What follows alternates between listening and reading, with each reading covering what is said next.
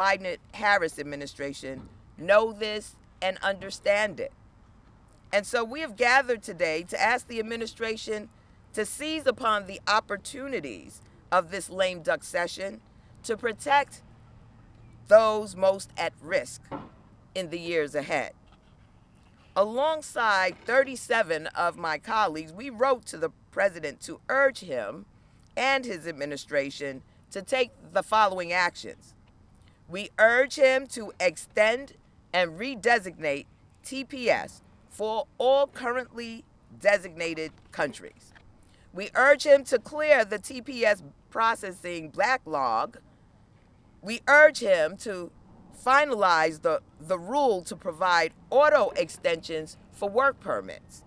We urged him to take immediate steps to prioritize the processing of work permits across all categories, and we urged him to designate special student relief, SSR, to Nigerian F1 students studying in the United States.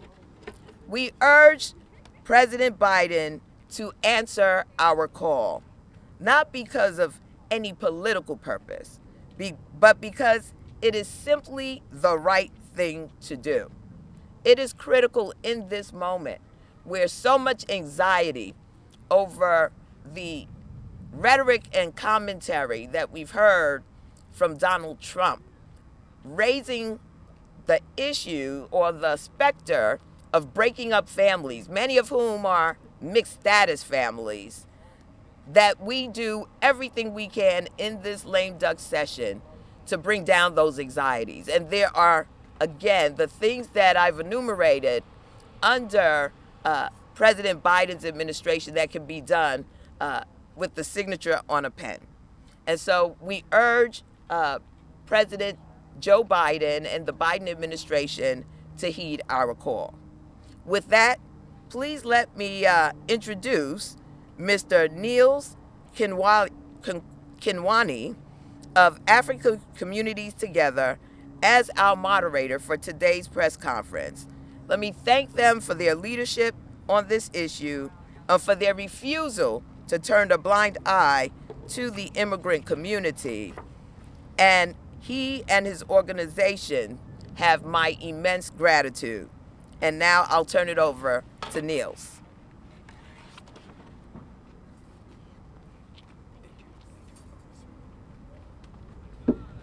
Good afternoon, everybody. Good afternoon. Thank you for joining us today.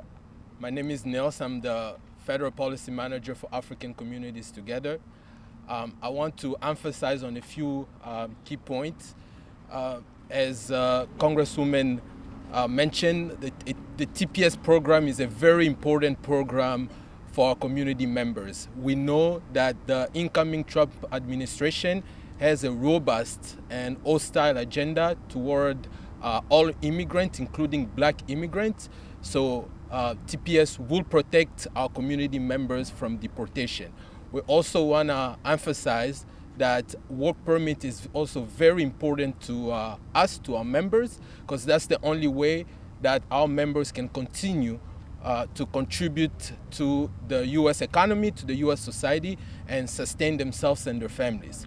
So without further ado, I will turn over to my colleague Sylvia, who will read a statement from Representative Barbara Lee, who was confirmed for this press conference but was not able to make it. So, Sylvia. Okay. Thank you very much, Niels. My name is Sylvia Nyamuhungu, and I'm the National Immigration Organizer at African Communities Together. I'm going to be reading the statement of the representative who was not able to make it today. So I'll start. Let me begin by thanking African Communities Together for organizing this press conference. I want to be very clear. Many of us have already served through a Trump administration. We have seen the morally reprehensible decisions he has taken that put millions of black migrants in harm's way. Right now, the Biden administration is in a unique position to protect many of these black immigrants. President Biden must extend and redesignate temporary protected status, or TPS, for currently designated countries. Some of countries are particularly at risk as their renewal dates are soon. This includes Haiti, Sudan, South Sudan, Cameroon, and others. I also urge the Biden administration to take immediate action to clear the TPS processing backlog. We must ensure that all who are legally entitled to TPS protection and work permits receive both before the next administration holds power. We know that Donald Trump and his extremist MAGA allies have no interest in solving America's challenges. Their policies don't lead to border protection or increased safety for Americans at all. History shows that their callous approach only makes things worse, leading to inhumane conditions that are even violent. Before MAGA extremists pushes their racist, xenophobic policies, President Biden must do everything he can in his power to protect vulnerable black immigrants. I am proud to stand in solidarity with everyone today. Thank you for your work. Together, we will ensure that our immigration system reflects our nation's value. Thank you.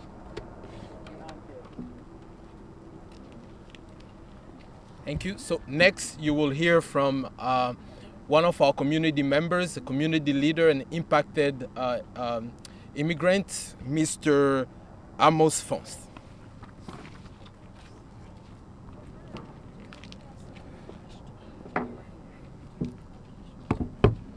Good afternoon, everybody. Yeah, and I wish to thank organizers of this event so very much. My name is Amos Fon and I'm from Cameroon.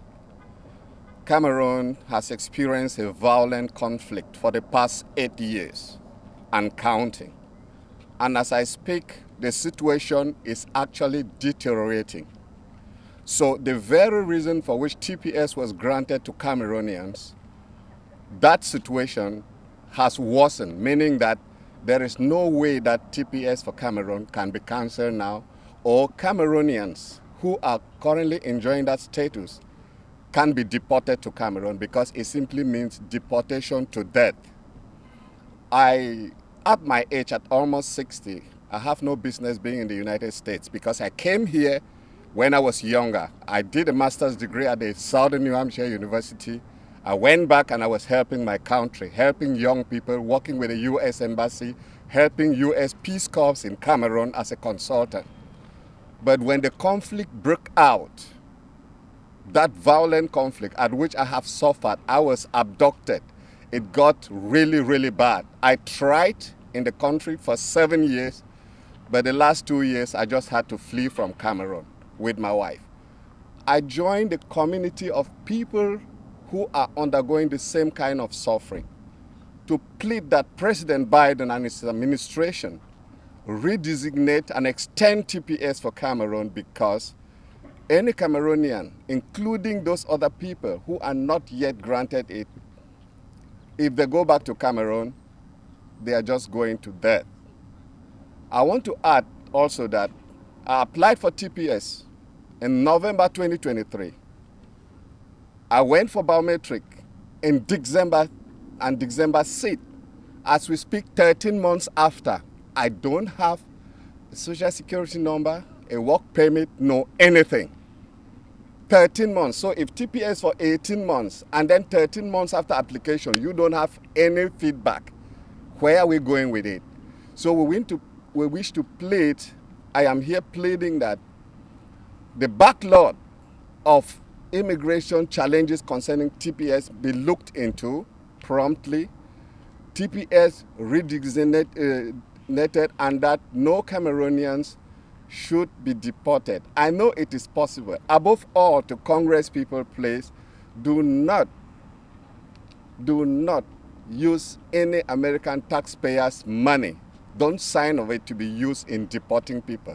because I know that immigrants are very useful to this country. By the way, America is a country of immigrants. Thank you very much.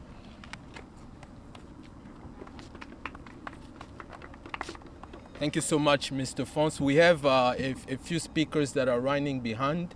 And now we will hear from community leaders from our partner organizations. Ronald Claude, Director of Policy and Advocacy from Black Alliance for Just Immigration will be our next speaker. Ronald. Good afternoon, everyone. Thank you. My name is Ronald Claude, and I'm the Director of Policy and Advocacy at the Black Alliance for Just Immigration. I want to say a very special thank you to Representative Yvette Clarke for her leadership in this space and continuing to prioritize the protection of Black immigrants. Today we're here because it's about preparation, protection, and pressing forward. We have to prepare our communities for the cloud that is coming.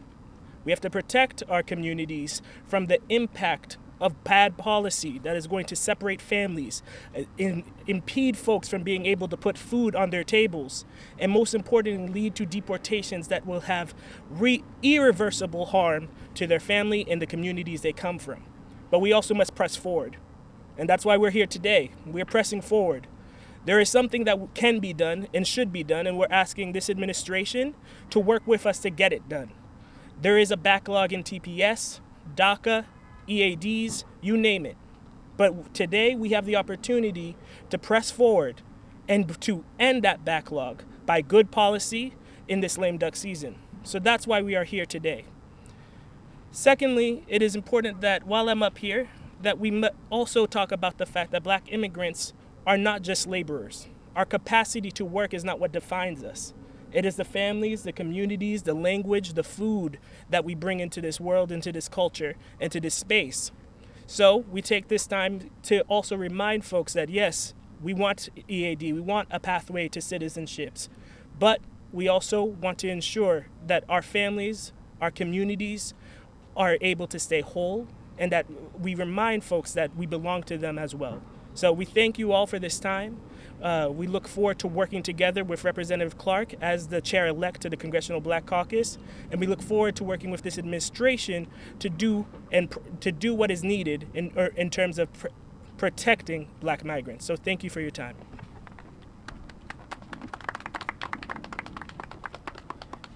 Thank you, Ronald. Next, we will hear from another leader in this space, Mbenga Ongunjimi, Executive Director for Nigerian Center. Benga. Good afternoon, everyone.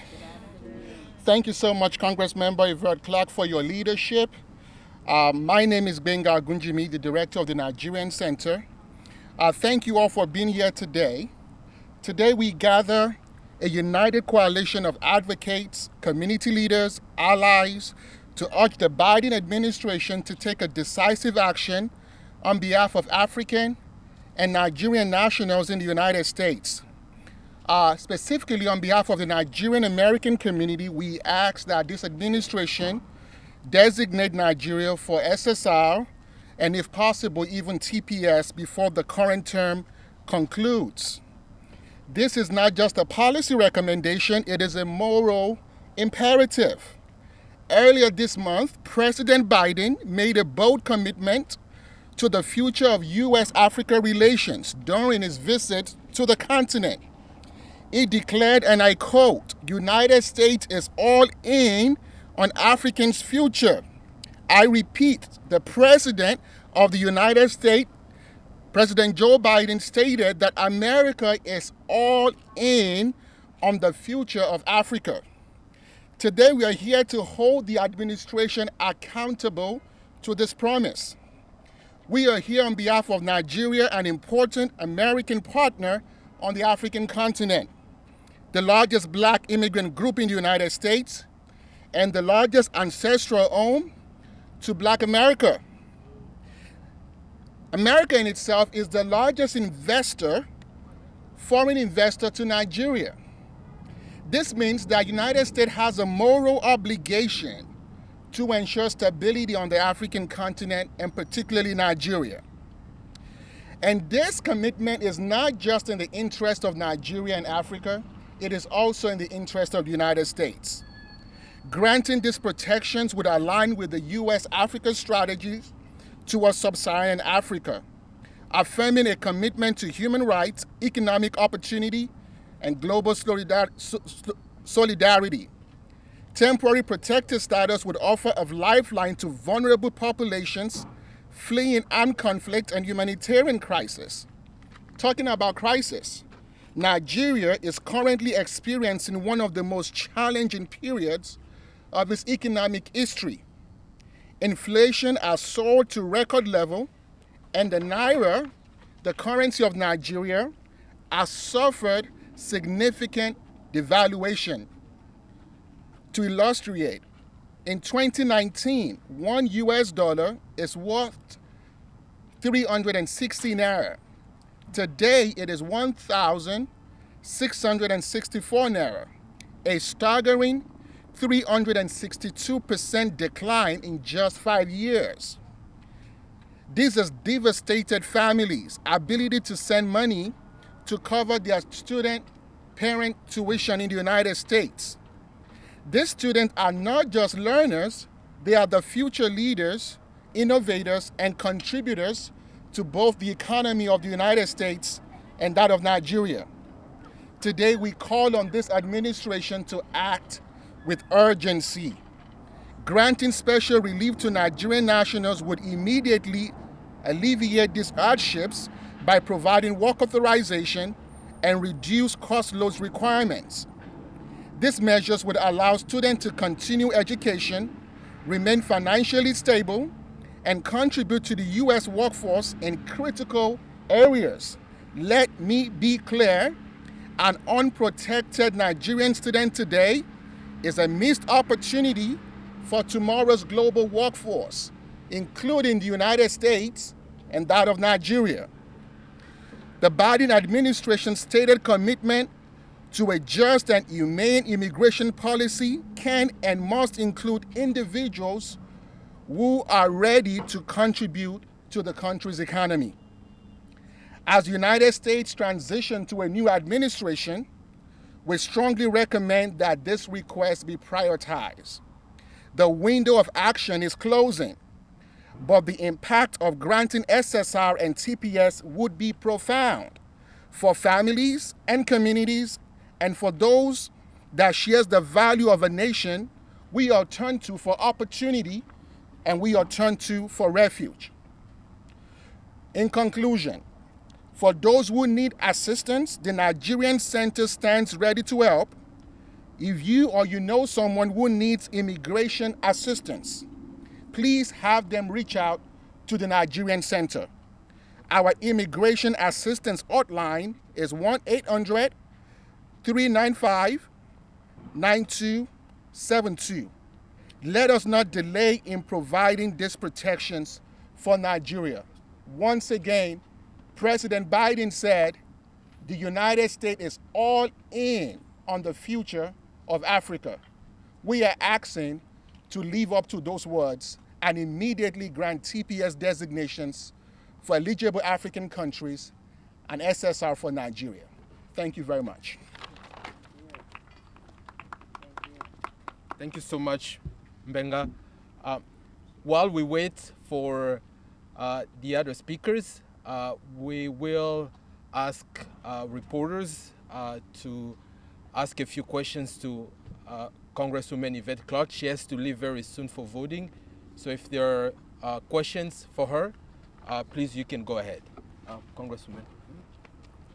Congresswoman, can you speak to the pace of these designations for TPS in a Trump administration? Do you feel like it's now or never kind of thing? I definitely feel like it's now or never. There's not been the type of full-throated commitment to TPS, to DACA recipients, to those who are really challenged right now in between status from Donald Trump or his administration. What we have heard is about mass deportation. That has been stated time and time again. And when you look at his border czar and the incendiary statements that have been made by him about breaking up families, they can all go, basically. It sends chills up the spines of people of goodwill and good conscience. Any other questions? What's been the Biden administration's response to your outreach? Well, we've sent them the letter. We're waiting for their response. They have granted TPS previously. And so our hope is that they are examining this request in this moment and doing everything they can to expedite it. I'm going to return now the podium to Niels and thank all of the advocates who have come out here today. It's important because oftentimes people of African descent in the United States are seen as a monolith, when we know, in fact, that there's great diversity amongst us. I am the daughter of immigrants. My parents came from the beautiful island of Jamaica. And so I have skin in this game, literally skin in this game. I yield back, Niels. So before the congresswoman leaves, we're gonna take a group picture, and then so we can let her go back. Everybody scrunching. Is everybody in? Everybody in?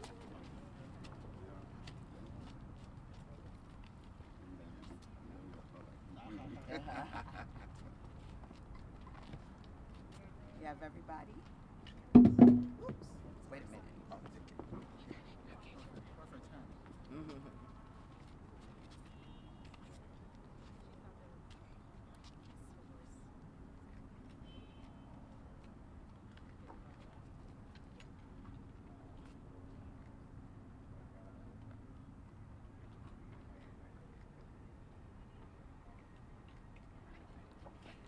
Thank you, everybody. Thank you, everyone. Thank you. Absolutely. Absolutely. Absolutely. Thank you so much. Absolutely. Absolutely.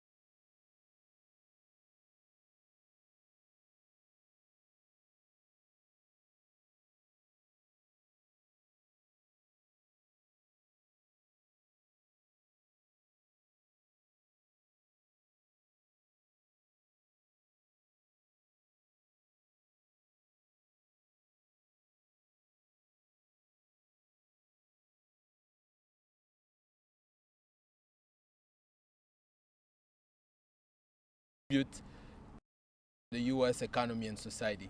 We'll take a few questions, if any. Niels, what is the update with TPS for Congo? With your engagement with the administration? Any update from the administration? Yes. So for TPS for DRC, as you know, DRC is going through armed conflict, natural disasters, and other temporary and extraordinary conditions. We have been asking for the Biden administration to designate DRC for TPS for about 2 years now. We have engaged with the administration, including the Department of Homeland Security and the State Department, and we are still making the call and urging this administration to protect our Congolese brothers and sisters in the U.S. and deporting Congolese individuals back to the DRC is a death sentence because the country is controlled by armed groups, and we believe that our Congolese community members need and deserve protection. So to answer your question, our advocacy is still ongoing, and this has become a more pressing and urgent issue. So, thank you for the question. Is this being between administrations? Is this affecting you? The fact that you're positioned right now in these weeks between two administrations, how does it affect you? Our fight continues. We're not afraid. We are very aware about this time that it's very critical that the Biden administration delivers on its promises to the immigrant communities, including Black immigrants. So we are pushing and urging this administration to deliver on these key priorities for all immigrants, including Black immigrants. I'm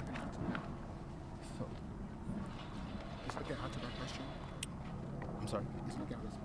Yes, and then I will have my colleague Mbenga also respond to that question, and then we will pass it to a representative. I also want to mention that. I'm sorry to I'm sorry. interrupt. We have Congresswoman Clinton, Oh, my so God. we're going to just have her speak before she goes to vote. Yes. Yes. Hi, good afternoon, everyone. I'm Congresswoman Sheila Sherfalisa McCormick, and I represent Florida's 20th District. Thank you, African Communities Together, for leading the charge in engaging our offices and ensuring immigrants remain protected in America. Renewing TPS is mutually beneficial for both the United States and migrants. They are essential workers of fields experiencing major labor shortages such as healthcare and manufacturing industries. In addition, TPS holders pay over $4 billion in taxes, contributing to our economy. If TPS is not renewed, this will create a massive and abrupt economic disruption to our economies. For those who hold TPS, returning home means facing fear and danger due to ongoing violence and instability, like what's happening in Sudan, Ethiopia, Cameroon, and even in Haiti. This shouldn't be a political issue. This is a real life issue about people who will suffer real life harm to their families if they return home. It is crucial to renew TPS so that people who have been part of our communities for years can continue to economically contribute to our country.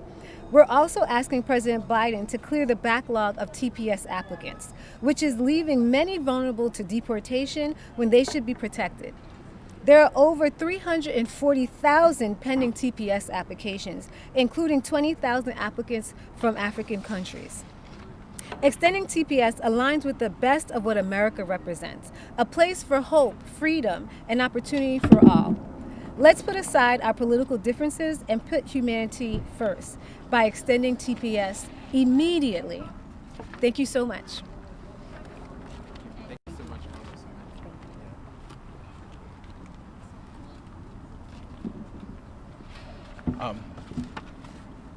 So next, I'll let my colleague Mbenga give a few remarks before we move on to the next speaker. So to the former question about the incoming administration, we are definitely looking forward to engaging with the incoming administration in any ways possible, because not engaging with the administration is not an option. And we have critical cases, situations on the continent that needs to be addressed. We hope that our requests be granted with this administration as they conclude. And for those that will spill over to the next administration, we also look forward to working with them. All we are asking is TPS SSR does not bring any new immigrant to the United States. These protections are for those who are currently in the United States. So while folks may try to politicize this issue and talk about the border and how people are coming into the country, that is not the case for TPS and SSR. These are people who are currently in the United States who have life-threatening conditions. Should they go back to the country, they have a temporal 18 months protection and possibly may be extended. It is not a pathway to citizenship. It is just a temporary protection. And we think this is something that the administration has the power to do, and we call on this administration to do so. Thank you. All right. Thank you so much, Mbenga. And next we will hear from a community member who has experienced the conditions in Sudan. As you know, as the Congresswoman mentioned, we are asking that the Biden administration extend and redesignate Sudan for TPS because the conditions on the ground in Sudan warrant a TPS designation. So I will invite Ruba Abdallah to provide remarks. Thank you.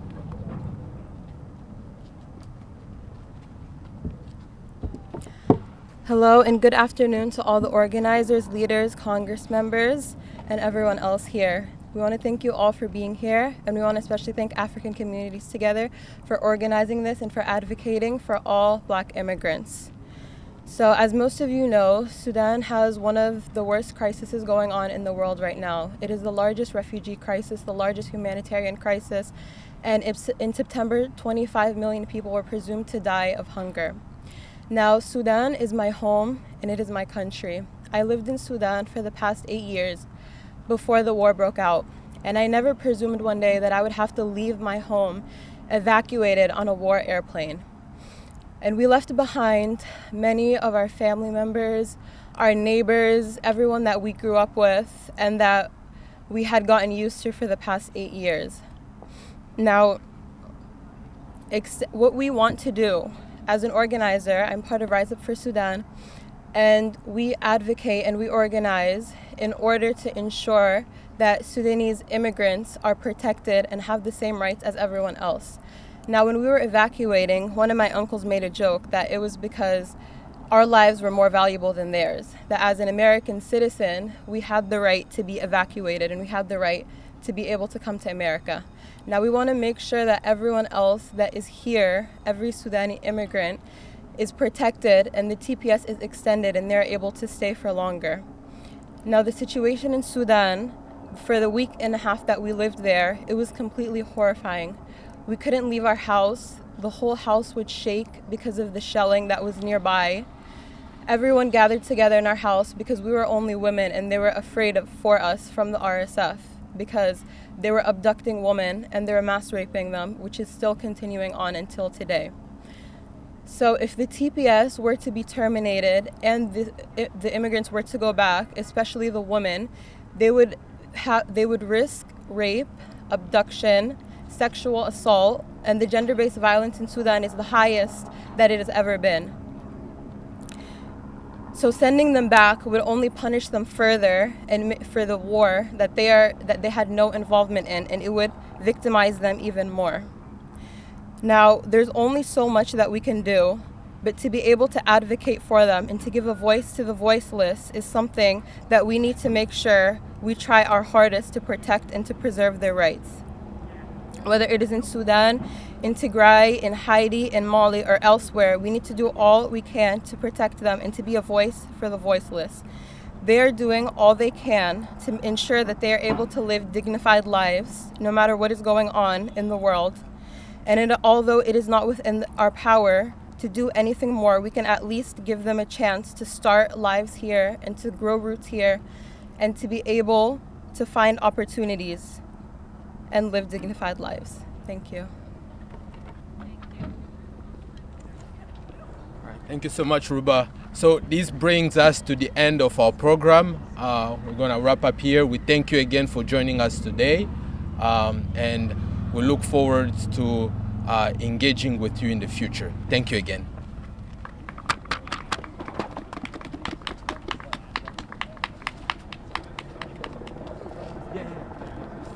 Another picture.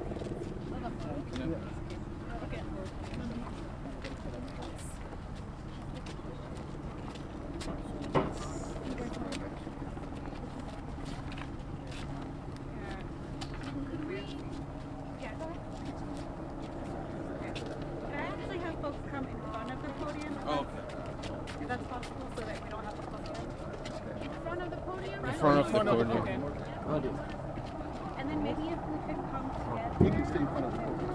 Yeah, you can come If up. you're in the back, you could raise your sign, but I want to see your faces.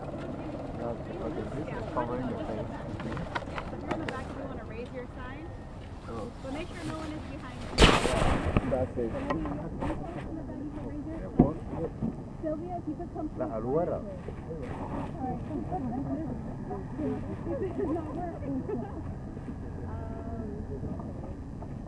No, front, stay down. Yeah. Aluera. Excuse me. There you go. There's sign right here. You want to grab this one? Yes. Okay. You could grab one too for him. There you go. Okay. Yes.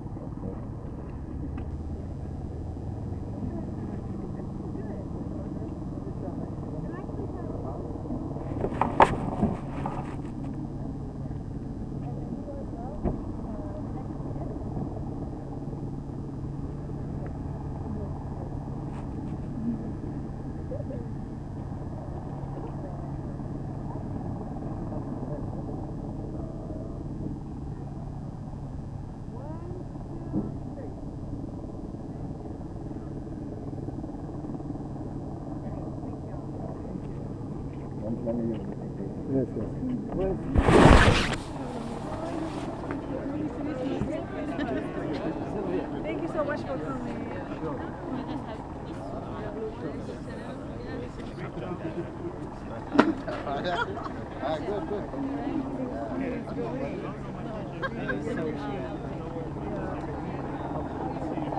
Happy holidays, happy New Year. Thank you.